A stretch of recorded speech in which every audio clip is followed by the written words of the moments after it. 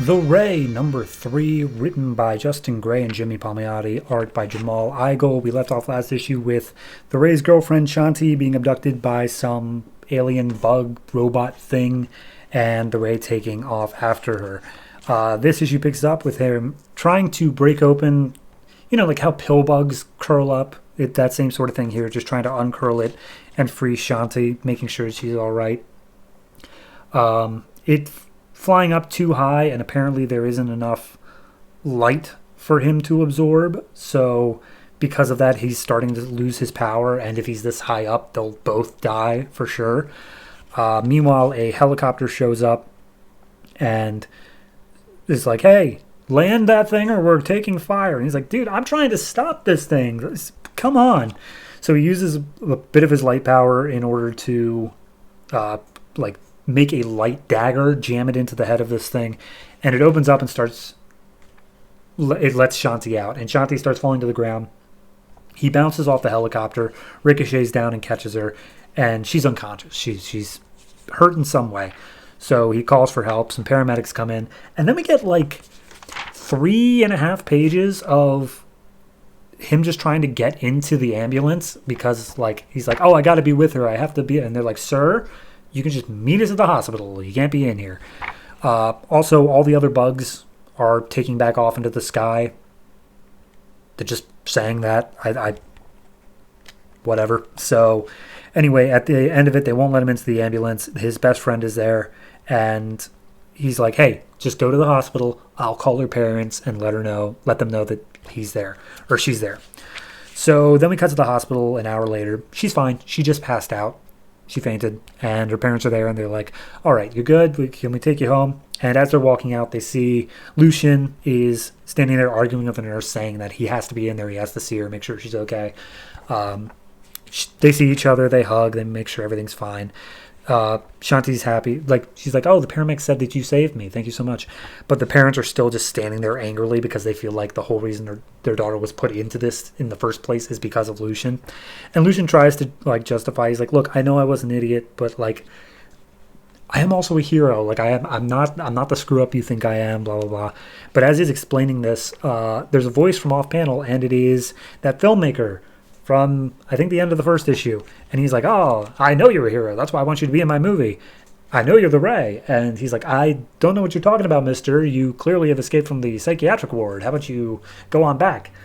And I don't know who he's trying to pretend to here. It sounds like he's trying not to let on to someone, but everyone here knows. But he's just still trying to play off that he's not the Ray. But anyway, as Shanti is being dragged away by her parents. I was like, all right, enough, we're leaving.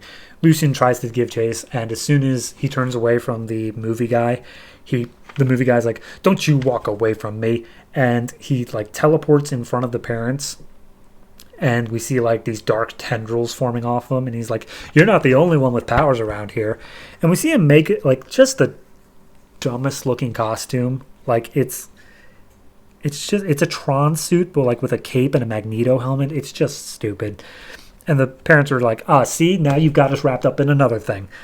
And the movie guy is saying all right, I can see you need motivation to get involved with me. And he just reaches out his hand, and immediately Shanti's father starts having a heart attack.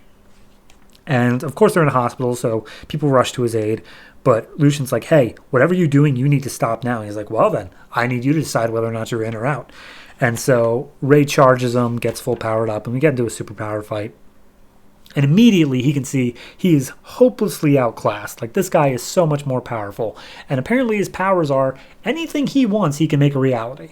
He is able to just reality warp, which is incredibly strong. But regardless, he keeps on trying to hold up the fight and trying to get more info out of this guy because he's clearly not all mentally there. He's barely able to keep a thought for more than a few seconds. And he's like, all right, so what's your motivation? Is it money? Is it whatever? And he's like, I don't care about money. I'm doing this to tell a good story. And he's like, all right, well, the movies aren't real. Real people are getting hurt because of the things you're doing. And he's like, people, I don't care about people. I care about the art. And then he goes over people said I was crazy for letting them eat me on tape, and then they said I was crazy for getting reborn with 100 yards of film that was dumped in a Lazarus pit. some things are just worth the art. And so some police start coming up, and he's like, good, props. That's what makes a real blockbuster different than an indie film, some props. And the cops are like, all right, both of you hands up, or we will arrest you. And he's like, hey, I'm trying to talk him down. I'm not the enemy. I'm doing that. But the cops keep on escalating more and more. They get closer and closer with the guns. Ray's trying to explain himself and saying, like, I'm trying to help you guys here. And as soon as the tension reaches a mounting point, the movie guy's like, all right, and action. And he turns the cops' cars into transformers, like literal robots. And he even makes the thing is like, what do you think? Giant robots. How cool is that? And the Ray's like, that's very inventive. Can you turn them back? And he's like, nope, here we go. And the fight scene starts. The robots start attacking the cops. Ray jumps in, saves them as best he can. Still trying to ask how he does that, despite the fact he very clearly said he has reality warping powers. But regardless, he's not really able to do much against these robots, and they just start wailing on him. And after a little bit, he's like, maybe you aren't the hero I needed, because you're getting beat pretty easy. So we see Lucian lying bloodied and just back in his human form on the ground, and the movie guy's just looking on like, that's disappointing. And then we get a shout from behind saying, turn around, you piece of garbage. And we see Shanti standing there with a gun held to the guy's head saying, you murdered my father and my boyfriend. Now I'm going to kill you. And that's where we leave off. So this is a 4-issue series, and I don't feel like we're close to the end. Like, this feels like the middle of like a 6-issue arc, which at one point this was on the issue itself credited as 6 issues. I don't know if that was a misprint, but it is only 4. So I don't know how we're going to wrap this up quickly. I don't know like what the final thing is going to be. I, of course, think Lucian's alive, but and I'm hoping the father is as well. Otherwise, that's very dark for just a 4-issue thing.